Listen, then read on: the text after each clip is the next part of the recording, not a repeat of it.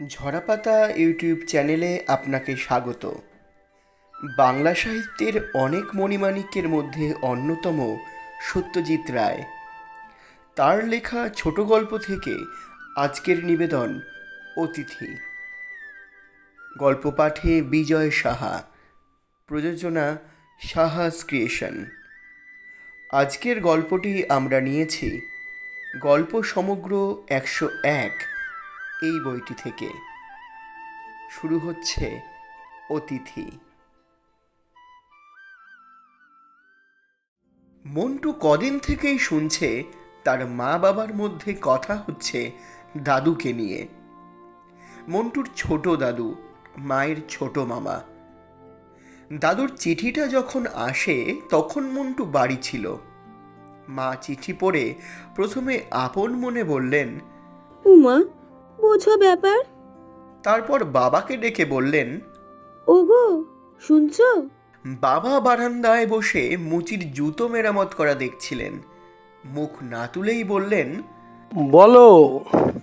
মা চিঠি হাতে বাইরে বেরিয়ে এসে বললেন, মামা আসছেন যে। মামা? ওই আমার ছোট মামা গো। বাবার ঘাড় ঘুরে ভুরু কপালে উঠে গেল। বলো কি, তিনি বেঁচে আছেন? এই তো চিঠি। মামার যে চিঠি লেখার মতো বিদ্যে আছে আমি তো সেটাই জানতাম না। বাবা আরাম কেদারার হাতল থেকে চশমাটা তুলে পরে নিয়ে মায়ের দিকে হাত বাড়িয়ে দিলেন। কই দেখি। এক পাতার চিঠিটা পড়ে বাবাও বললেন। বোঝো। মা ততক্ষণে মোড়ায় বসে পড়েছেন। একটা খটকা লেগেছে দুজনেরই, সেটা বেশ বুঝতে পারছে মন্টু। বাবাই প্রশ্নটা করলেন, আমাদের ঠিকানা পেলেন কোথায় বলো তো? আর ওর ভাগ্নির সঙ্গে যে সুরেশ বোস বলে একজনের বিয়ে হয়েছে, আর তারা যে এই মামুদপুরে থাকে, সেটাই বা জানলেন কি করে? মা একটুক্ষণ ভুরো কুচকে থেকে বললেন, ওই শীতল মামা আছেন তো, তার কাছেই জেনেছেন হয়তো। সেতুল মামা? আহ, তোমার আবার কিছু মনে থাকে না বাবু? মামাদের পড়শি ছিলেন সেই নীলকণ্ঠপুরে। কত তো যাতায়াত ছিল আমাদের বাড়িতে, তুমি তো দেখেছো। বাজি ফেলে সেই 56টা রাজভোগ খেলেন আমাদের বিয়েতে, সেই নিয়ে কত হাসাহাসি। ও হ্যাঁ হ্যাঁ। ছোট মামার সঙ্গে তো খুব মিতালি ছিল। গোড়ার দিকে মামা যে চিঠি দিতেন সে তো শুনেছি শীতল মামাকেই দিতেন। এ বাড়িতে তো এসেছেন না শীতলবাবু? বাহ, আসেননি? রানুর বিয়েতেই তো এলেন। ঠিক ঠিক, কিন্তু তোমার ছোট মামা তো শুনেছিলাম সন্ন্যাসী হয়ে গেছেন। তাই তো জানতাম, কিন্তু তিনি আবার হঠাৎ আমার এখানে কেন আসছেন সেটা তো বুঝলাম না। অবশ্যই আসতেই যদি হয় তো তোমার কাছে ছাড়া আর কার কাছে আসবেন বলো? তোমার বাপ মা, বড় মামা, বড় মামি সব পরলোকে। বড় মামার ছেলে কানাডা, মেয়ে সিঙ্গাপুর। তুমি ছাড়া আর আছে কে? তা তো বুঝলাম, কিন্তু যে লোকটাকে প্রায় চোখেই দেখিনি তাকে মামা বলে চিনব কি করে? মামা যখন বাড়ি ছেড়ে চলে যান তখন আমার বয়স মাত্র 2 বছর, আর ওনার হয়তো এই 16 কি 17। ওর ছবি একখানা আছে না তোমার সেই পুরানো অ্যালবামে? তোমার যা কথা, সেই চেহারা আর এখনকার চেহারা। তখন মামার বয়স 15 আর এখন ওই 60 হবে। সত্যি খুব মুশকিলে পড়া গেল। ঘর তো একখানা বাড়তি আছেই, বিনুর ঘর, কিন্তু কি খায় না খায় কিছুই তো জানা নেই। খাবে আবার কি? আমরা যা খাবো তাই খাবে। না, আমরা যা খাবো মানে কি? যদি সাধু হয়ে থাকে তাহলে তো নিরামিষ খাবে, সে তো আরও ঝক্কি, 5 রকম পদের কমে হবেই না তার। চিঠির ভাষা দেখে তো সাধু বলে মনে হয় না। দিব্যি আমাদেরই মতো লেখা। ইংরেজিতে তারিখ লিখেছে, ইংরেজি কথা ব্যবহার করেছে। এই তো আননেসেসারি। নিজের ঠিকানা তো দেয়নি। তা দেয়নি। আর সোমবারই আসছেন বলে লিখেছেন। মা বাবা দুজনেই খুব ভাবনায় পড়েছেন বলে মনে হলো মন্টুর। সত্যি, যে মামাকে কেউ কোনোদিন চোখেই দেখেনি তাকে তো মামা বলে মনে করাই মুশকিল। মন্টু এই দাদুর কথা বড়জোর 1বার কি 2বার শুনেছে। স্কুলে পড়া শেষ হবার আগেই দাদু বাড়ি ছেড়ে চলে যায়। তারপর এই 45 বছরের গোড়ার কয়েকটা বছরের পর তার আর কোনো খবর পাওয়া যায়নি। মা বলতেন তিনি নিশ্চয়ই মরে গেছেন। মন্টুর 2-1বার মনে হয়েছে দাদু যদি হঠাৎ একদিন ফিরে আসেন তাহলে বেশ হয়, কিন্তু তারপরেই মনে হয়েছে সেরকম কেবল গল্পেই শোনা যায়। তাও গল্পে ঘর পালানো লোক অনেক দিন পরে ফিরে এলে তাকে চেনবার লোক থাকে, এখানে তাও নেই। দাদু এলো কি দাদু সেজে অন্য লোক এলো তাও বলার জো নেই। দাদু অবশ্যই লিখেছেন বেশি দিন থাকবেন না, দিন 10। বাংলাদেশের ছোট মফস্বল শহরেই দাদুর ছেলেবেলা কেটেছে। সেই বাংলাদেশ দেখার ইচ্ছে হয়েছে দাদুর। নিজের দেশ নীলকণ্ঠপুরে তো যাওয়া যায় না, কারণ এখন আর সেখানে কেউ নেই। তাই মামুদপুরেই আসতে চান। তাও এখানে একজন ভাগ্নি আছে তো। মন্টুর বাবা এখানে ওকালতি করেন। মন্টুর দিদির বিয়ে হয়ে গেছে, সে থাকে রিষড়ায়। দাদা কানপুরে হোস্টেলে থেকেই পড়ে আইআইটিতে। রবিবারের মধ্যেই মা সব ব্যবস্থা করে ফেললেন। দোতলার পশ্চিমের ঘরের খাটে নতুন বিছানার চাদর, বালিশের ওয়ার, দাদুর জন্য সাবান, তোয়ালে, গামছা সবই এসে গেল। ট্রেন আসবে সকালে। দাদু নিজেই সুরেশ বোসের বাড়ি কোথায় জিজ্ঞেস করে সাইকেল রিক্সা নিয়ে চলে আসবেন। তারপর যা থাকে কপালে। বাবা আজই সকালে বলেছেন, মামা হোক আর না হোক, লোকটা যদি সভ্য ভব্য মিশুকে হয় তাহলে তো একরকম চলে যাবে। না হলে এই 10টা দিন হুজ্জুতের অ্যাক্সেস। ভাল লাগে না বাপু। সাপ না ব্যাং না বিচ্ছু, কিছু জানা নেই, এখন সামলাও ঝক্কি। ঠিকানাও দিল না লোকটা। তাহলে না হয় কোনো একটা ছুতোয় না করে দেওয়া যেত। এ যেন একেবারে পণ করে ঘাড়ে এসে চাপা। মন্টুর মনের ভাব কিন্তু অন্যরকম। তাদের বাড়িতে অনেকদিন কেউ এসে থাকেনি। এখন তার গ্রীষ্মের ছুটি, সারাটা দিন সে বাড়িতেই থাকে। খেলার সাথীর অভাব নেই, সিধু, অনিশ, রথিন, ছোটকা। কিন্তু বাড়িতে একজন বাড়তি লোকের মজাটাই আলাদা। সারাক্ষণ শুধু মা আর বাবাকে দেখতে কি ভালো লাগে, আর দাদু কি দাদু নয়, মজাটাও কি কম। এই যেন একটা রহস্য অ্যাডভেঞ্চার। যদি দাদু না হয়, যদি কোনো বদমতলবে দুষ্টু লোক আসে, আর সেটা যদি মন্টু ধরে দিতে পারে, তাহলে দারুণ ব্যাপার হবে। সোমবার সকাল 10:30 থেকে সদর দরজার বাইরেই ঘোরাঘুরি করার পর 11:15টার সময় মন্টু দেখল একটা সাইকেল রিক্সা আসছে তাদের বাড়ির দিকে। গাড়িতে একজন লোক, তার হাতে একটা মিষ্টির হাঁড়ি আর পায়ের কাছে একটা চামড়ার সুটকেস। লোকটা সুটকেসের ওপর একটা পা তুলে দিয়েছে। না, ইনি সাধু নন, অন্তত সাধুর মতো পোশাক পরেন না। ধুতি পাঞ্জাবিও নয়, প্যান্ট শার্ট। মা বলেছিলেন বয়স 60-এর উপর, কিন্তু বেশি বুড়িয়ে যাননি। মাথার চুলও বেশি পাকেনি। চোখে চশমা আছে, তবে পাওয়ার খুব বেশি নয়। রিক্সাকে ভাড়া চুকিয়ে দিয়েই বাক্স মাটিতে নামিয়ে ভদ্রলোক মন্টুর দিকে ফিরে দেখে বললেন, তুমি কে? তারই গোঁফ নেই, নাকটা চোখা, চোখ দুটো ছোট হলেও উজ্জ্বল। মন্টু সুটকেসটা হাতে তুলে নিয়ে বলল, আমার নাম সাত্তকী বোস। অর্জুনের সারথি? না না, সুরেশ বোসের পুত্র। এই ভারী সুটকেস বইতে পারবে তুমি? ওতে বই আছে কিন্তু। পারবো। তবে চলো। ভিতরের বারান্দায় উঠতেই মা এগিয়ে এসে প্রণাম করলেন ভদ্রলোককে।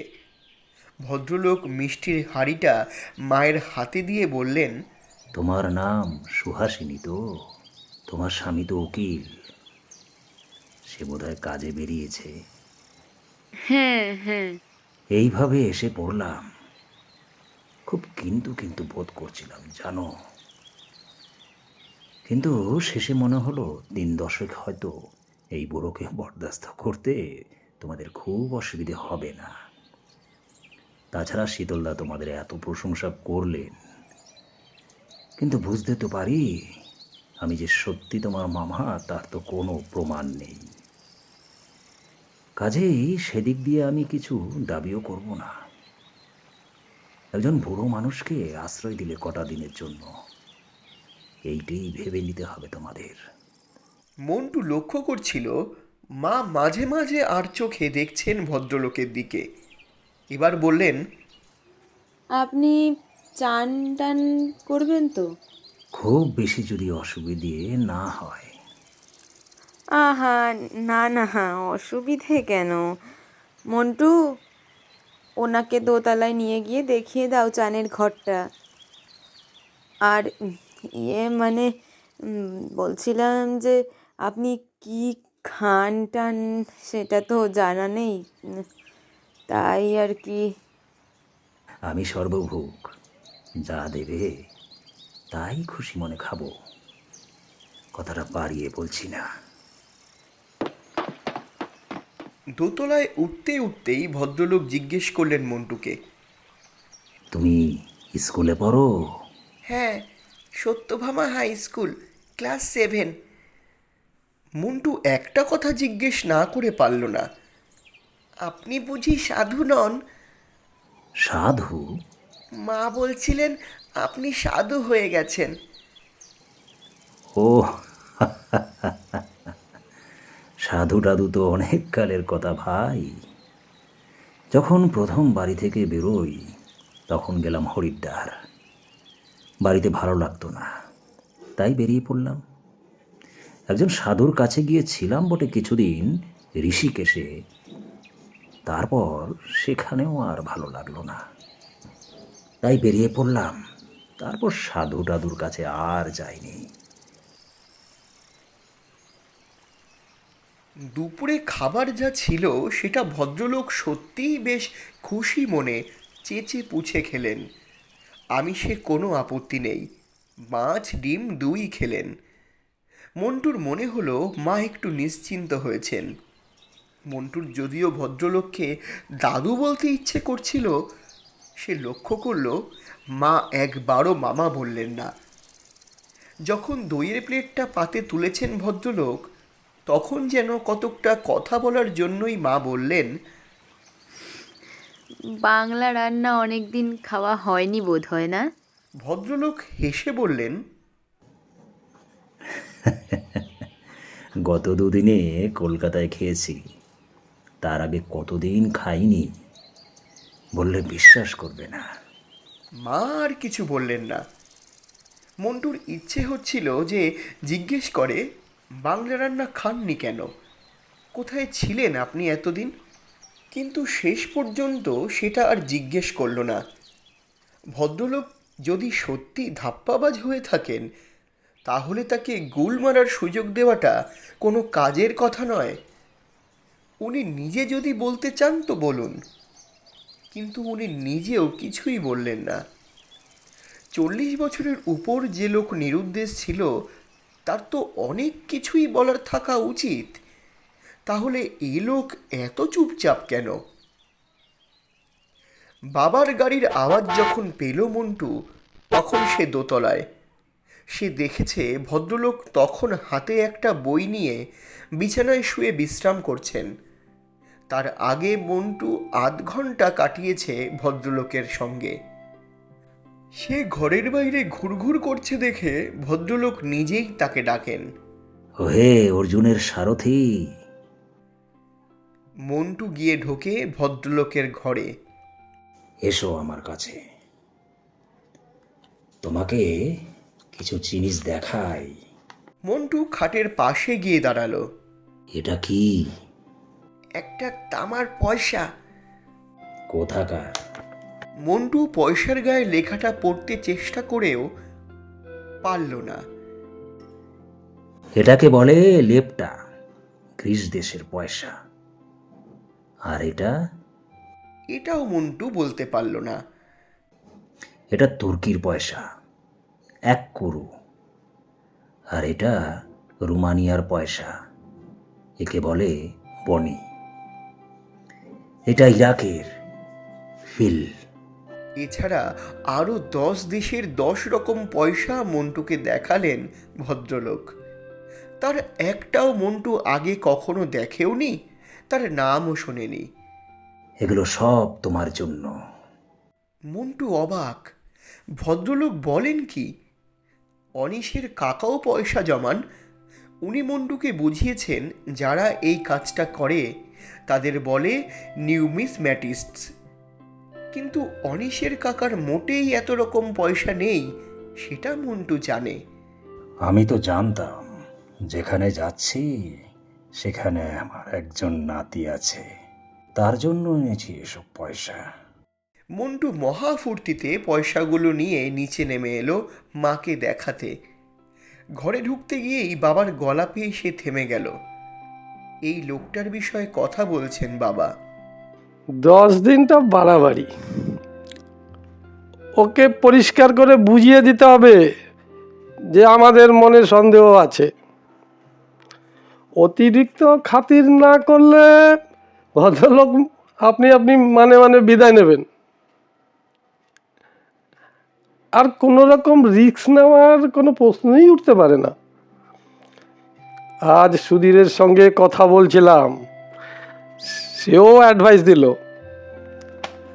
আলমারি টালমারি সব ভালো করে বন্ধ করে রাখবে। মন্টু তো সবসময় পাহারা দেবে না, তার বন্ধু বান্ধব আছে, খেলাধুলো আছে। আমি কাজে বেরিয়ে যাব, বাড়িতে তুমি আর সদাশিব কাজ না থাকলেই ঘুমোয়। তুমিও যে দুপুরে ঘুমো না তা তো নয়। শোনো না, একটা কথা তোমায় বলি, কি? ইনার সঙ্গে কিন্তু মায়ের আদর আছে। তোমার তাই মনে হলো?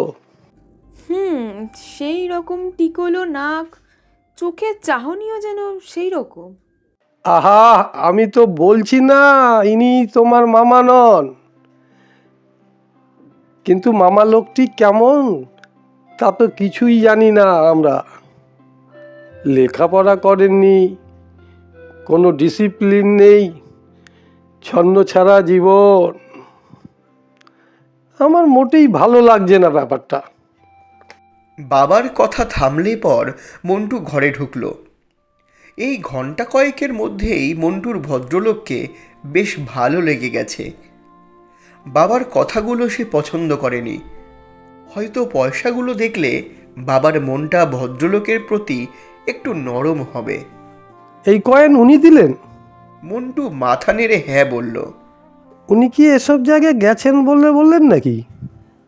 না, তা বলেননি। তাও ভালো। এ জিনিস কিনতে পাওয়া যায় কলকাতায়, চৌরঙ্গিতে দোকান আছে। 4:30 নাগাদ দোতলা থেকে নেমে এলেন ভদ্রলোক। তারপরেই বাবার সঙ্গে আলাপ হলো। আপনার ছেলের সঙ্গে আমার খুব ভাব হয়ে গেছে। হ্যাঁ, ও তাই বলছিল। মায়ের মতো বাবাও ঘন ঘন দৃষ্টি দিচ্ছেন ভদ্রলোকের দিকে। আমি দেখেছি কম বয়সী ছেলেদের সঙ্গে আমার খুব চট করে ভাব হয়ে যায়। ভবঘুরেদের বোধহয় ওরাই সবচেয়ে ভালো বোঝে। আপনি বুঝি সারা জীবনই ঘুরেছেন? হ্যাঁ, তা ঘুরেছি। এক জায়গায় বসে থাকা ধাতে ছিল না আমার। আমরা আবার গুছানো জীবনটাই বুঝি। উদ্দেশ্যহারাভাবে ঘোরাঘুরি আমাদের পোষায় না। রোজগার আছে, সংসারের দায়িত্ব আছে, সন্তান পালন আছে। আপনি তো বিয়ে করেননি? না। ভদ্রলোক একটু চুপ করে থেকে বললেন, সুহাসিনীর বোধহয় মনে নেই। ওর এক প্রমাতামহ, আমার এক দাদু, তারও ঠিক এই প্রবৃত্তি ছিল। উনি 13 বছর বয়সে ঘর ছাড়া হন। আমি তো অল্প দিনের জন্য হলেও ফিরেছি। উনি আর একেবারেই ফেরেননি। মন্টু দেখল বাবা মার দিকে ফিরলেন। এটা তুমি জানতে? জানলেও এখন আর মনে নেই। বিকেলে চা খাবার পর এক ব্যাপার হলো। মন্টুর বন্ধুরা কদিন থেকেই শুনছে যে সোমবার তার এক দাদু আসবে, যাকে দাদু বলে চেনার কোনো উপায় নেই। তারা ভারী কৌতূহলী হয়ে এলো সেই দাদুকে দেখতে। 4-5টি 10-12 বছরের ছেলেকে একসঙ্গে দেখে দাদুও খুব খুশি। সবাইকে নিয়ে তিনি বেরিয়ে পড়লেন লাঠি হাতে নিয়ে মিত্তিরদের বাড়ি পেরিয়ে। মাঠের একধারে কদম গাছটার তলায় বসে দাদু বললেন, তুয়ারে কাদের বলে জানো? সকলেই মাথা নেড়ে না বলল। দাদু বললেন, সাহারা মরুভূমি জানো তো? সেই সাহারায় তুয়ারেগ বলে একরকম যাযাবর জাতি বাস করে। দরকার হলে তারা দুষ্বৃত্তিও করে। সেই তুয়ারেগের পাল্লায় পড়ে একজন লোক কিভাবে রক্ষা পেয়েছিল, বুদ্ধির জোরে সেই গল্প বলি তোমাদের। দাদুর গল্প ছেলের দল মন্ত্রমুগ্ধের মতো শুনলে মন্টু পরে মাকে বলেছিল, এমন গল্প ঠিক মনে হয় সব কিছু চোখের সামনে দেখছি। বাবা কাছেই ছিলেন, বললেন, গল্পের বই পড়ার বাতিক আছে বুঝি ভদ্রলোকের? কোনো এক ইংরেজি পত্রিকায় এ ধরনের একটা গল্প পড়েছি বলে মনে হচ্ছে। মন্টু বলেছিল ভদ্রলোকের সুটকেসে বই আছে সেটা সে জানে, তবে গল্পের বই কিনা জানে না। 3 দিন 3 রাত চলে এইভাবে। বাড়ির কোনো কিছু চুরি হলো না। ভদ্রলোক কোনো উৎপাত করলেন না। যা দেওয়া হলো তাই তৃপ্তি করে খেলেন। কোনো বাড়তি আবদার করলেন না, কোনো বিষয়ে অভিযোগ করলেন না। এ কদিনে বাবার বেশ কয়েকজন উকিল বন্ধু এসেছে মন্টুদের বাড়িতে। এমনিতে বেশি আসে টাসে না। মন্টু জানে তারা এই দাদু কি দাদু নয় বুড়োকেই দেখতে এসেছে। মা বাবাকে দেখে মনে হয় তারা মোটামুটি বুড়োকে মেনেই নিয়েছেন। বাবাকে তো একদিন বলতেই শুনেছে মন্টু, লোকটা সাদাসিধে, এটা বলতেই হবে। বেশি গায়ে পড়ার চেয়ে এই ভালো। তবে এরকম মানুষের বেঁচে থেকে কী লাভ জানি না। আসলে বাড়ি ছেড়ে পালানোর মানে বোঝো তো? দায়িত্ব এড়ানো। এরা পরাশ্রয়ী জীব। সারা জীবনটাই হয়তো ওর ঘাড়ে ভর করে কাটিয়েছে। মন্টু একবার ছোট দাদু বলে ডেকে ফেলেছিল ভদ্রলোককে। তাতে তিনি শুধু মৃদু হেসে তার দিকে চেয়েছিলেন, কিছু বলেননি। মা কিন্তু মামা বলে ডাকেননি একবারও। 4 দিনের দিন ভদ্রলোক বললেন, আজ একটু বেরোবো। নীলকণ্ঠপুর বাস যায় না? বাবা বললেন, তা যায়। বাজার থেকে 1 ঘন্টা অন্তর অন্তর বাস ছাড়ে। তাহলে ভাবছি জন্মস্থানটা একবার দেখে আসবো। ফিরতেও বেশ বিকেল হয়ে যাবে। খেয়ে যাবেন তো? না, সকাল সকাল বেরিয়ে পড়াই ভালো। ওখানেই হোটেলে কোথাও খেয়ে নেব। ওর জন্য চিন্তা করো না। 9টার মধ্যেই ভদ্রলোক বেরিয়ে পড়লেন। দুপুরে মন্টু আর লোভ সামলাতে পারল না। ভদ্রলোকের ঘর খালি, ওর সুটকেসটায় কি বই আছে সেটা দেখার শখ অনেক দিন থেকেই রয়েছে মন্টুর। বাবা নেই, মা একতলায় বিশ্রাম করছেন। মন্টু গিয়ে ঢুকলো ভদ্রলোকের ঘরে। সুটকেসে তালা নেই, চুরির ভয়টা নেই ভদ্রলোকের সেটা বোঝাই যাচ্ছে। মন্টু সুটকেসের ডালাটা তুলল, কিন্তু কোথায় বই? বই তো নেই। খাতা, খান-ত্রিশেক নানা রকমের খাতা, তার মধ্যে 10-12টা বাঁধিয়ে নেওয়া হয়েছে। কিন্তু খাতা খুলল মন্টু, পরিষ্কার ঝকঝকে বাংলা হাতের লেখা, পড়তে কোনো অসুবিধেই হয় না। মন্টু খাটের উপর উঠল খাতাটা নিয়ে, আর পরমুহূর্তেই নেমে আসতে হলো। তার অজান্তেই মা উপরে উঠে এসেছেন। ও ঘরে কি হচ্ছে মন্টু? ওনার জিনিসপত্র ঘাটাঘাটি করছো বুঝি? মন্টু সুবোধ বালকের মতো খাট থেকে নেমে এসে সুটকেসে খাতাটা রেখে দিয়ে ঘর থেকে বেরিয়ে এলো। যাও, নিজের ঘরে যাও, পরের জিনিস ঘাটতে নেই। নিজের বই পড়ো, গিয়ে যাও। 6টার একটু পরেই ফিরে এলেন ভদ্রলোক। রাত্রিরে খাবার সময় মন্টুর মা বাবাকে বেশ খানিকটা অবাক করে দিয়ে ভদ্রলোক বললেন তিনি কালই ফিরে যাচ্ছেন। তোমাদের আতিথেয়তার তুলনা নেই, কিন্তু আমার পক্ষে এক জায়গায় বেশি দিন থাকা পোষায় না। মা বাবা যে খবরটা শুনে অখুশি নন এটা মন্টু জানে, যদিও তার নিজের মনটা খারাপ হয়ে গেছে। বাবা বললেন, আপনি কি কলকাতায় যাবেন এখান থেকে? হ্যাঁ, তবে সেও বেশি দিনের জন্য নয়। সেখান থেকে অন্য কোথাও পাড়ি দেব। কারুর গলগ্রহ হয়ে থেকে অভ্যেস নেই। আমি সেই বাড়ি ছাড়ার পর থেকেই স্বাধীন। মা বললেন, না না, মা, গলগ্রহ কি বলছেন আপনি? গলগ্রহ হবে কেন? আপনি, আমাদের তো কোনো অসুবিধে হচ্ছিল না। খানিকটা যে হচ্ছিল সেটা মন্টু জানে, কারণ সে এর মধ্যেই একদিন বাবাকে বলতে শুনেছে যে এই মাগ্গির বাজারে একজন বাড়তি লোকের পেছনে খরচ অনেক।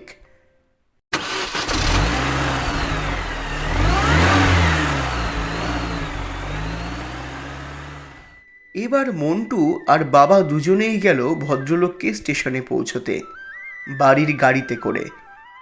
মন্টু জানে যে ট্রেন যখন ছাড়ল তখন অবধি বাবার মনে সন্দেহ আছে যিনি এসে রইলেন এতদিন তিনি সত্যি করেই মন্টুর দাদু কি না।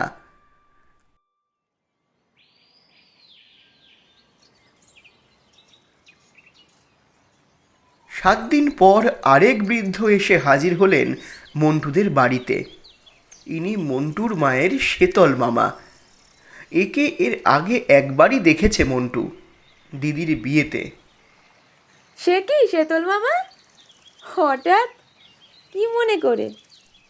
একটা কর্তব্য সারতে এসেছি রে, একটা নয় দুটো, নইলে এই বুড়ো বয়সে আজকের দিনে এমনি এমনি কেউ প্যাসেঞ্জার ট্রেনে পাড়ি দেয়? এই দুপুরে খাবো কিন্তু। নিশ্চয়ই খাবেন। কি খেতে মন চাই বলুন, এখানে সব কিছু পাওয়া যায়, কলকাতার মতন না। দাঁড়া দাঁড়া, আগে কাজগুলো সারি। কাঁধে ঝোলানো থলি থেকে ভদ্রলোক একটা বই বার করলেন। এ বইয়ের নাম শুনিসনি তো? মা বইটা হাতে নিয়ে বললেন, কই, না তো। পুলিন তোদের বলেনি সেটা জানি। পুলিন? তোর ছোট মামা, যে লোকটা কাটিয়ে গেল এখানে 5-5টা দিন, তার নামটাও জানিসনি? এ তারই লেখা বই। তার বই? তোরা কোন রাজ্যে থাকিস? সেদিন কাগজেও তো নাম বেরিয়েছে। এমন আত্মজীবনী বাংলা সাহিত্যে কটা আছে বলতো? কিন্তু এই নাম তো। নাম তো ছদ্মনাম। সারা পৃথিবী ঘুরেছে 40 বছর ধরে, অথচ এতটুকু দম্ভ নেই। সারা পৃথিবী? পুলিন রায়ের মতো এত বড় ভূপর্যটক ভারতবর্ষে আর হয়নি রে। আর সব নিজের রোজগেরে ঘোরা, খালাসিগিরি থেকে শুরু করে কুলিগিরি, কাঠের মজুরি, খবরের কাগজ বিক্রি, দোকানদারি, লরির ড্রাইভারি, কোনো কাজ সে বাদ দেয়নি। তার অভিজ্ঞতার কাছে গল্প হার মেনে যায়। আর সে বাঘের কবলে পড়েছে, সাপের ছোবল খেয়েছে, সাহারায় দস্যুদের হাত থেকে রেহাই পেয়ে এসেছে, জাহাজডুবি থেকে সাঁতরে উঠেছে ম্যাদাগাস্কারের ডাঙায়, 39-এ এসে ভারতবর্ষ ছেড়ে আফগানিস্তানের ভেতর দিয়ে বেরিয়ে পড়ে। সে বলে বাপের বাড়ির মায়া একবার কাটাতে পারলে সারা পৃথিবীটাই হয়ে যায় নিজের ঘর। সাদা কালো, ছোট বড়, জঙ্গলি সভ্য সব এক হয়ে যায়। কিন্তু এসব আমাদের বললেন না কেন? ইস, তোদের মতো ঘর কোনো কুপমণ্ডক কি এসব কথা বিশ্বাস করতো? সে আসল কি নকল তাই তোরা ঠিক করতে পারিসনি, তাকে মামা বলে ডাকতে পারিসনি, আর এত কথা সে বলতে যাবে তোদের? ইস, আবার ডেকে আনা যায় না মামাকে? পাখি উড়ে গেছে। বললে বলিদ্বীপটা দেখা হয়নি, সেখানে যাবার চেষ্টা করবে। এই বইটা তোদের দিয়ে গেছে, তোদের ঠিক দেয়নি, দিয়েছে দাদুকে। বললে ওর মনটা এখনো কাঁচা, ওতেই ছাপটা পড়বে ভালো। তবে ওর আসল পাগলামোর কথাটা বলিনি এখনো। ওকে পই পই করে বললাম যে আর কটা দিন থেকে যাও, এ বই নির্ঘাত পুরস্কার পাবে, একাডেমি আজকাল 10,000 টাকা দিচ্ছে। সে কিছুতেই শুনলে না। বললে টাকা যদি আসে তো মামুদপুরে আমার ভাগ্নিকে দিয়ে দিও, সে খুব যত্ন নিয়েছে আমার। শুধু মুখে বলা না, কাগজে লিখে দিলে এই নেই সেই টাকা। মা শীতল মামার হাত থেকে খামটা নিয়ে চোখের জল মুছতে মুছতে ধরা গলায় বললেন, বোঝো ব্যাপার।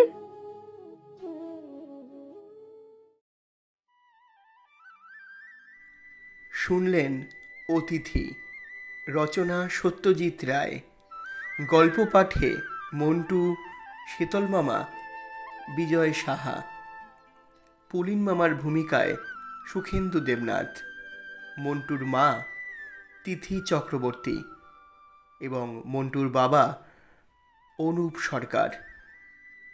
প্রযোজনা সাহাস ক্রিয়েশন, প্রচার অলঙ্করণ চারুলিপি, শব্দগ্রহণ এবং আবহ সঙ্গীত তরঙ্গ দ্য আল্টিমেট মিউজিক, সমগ্র পরিচালনা স্টাডি একাডেমি।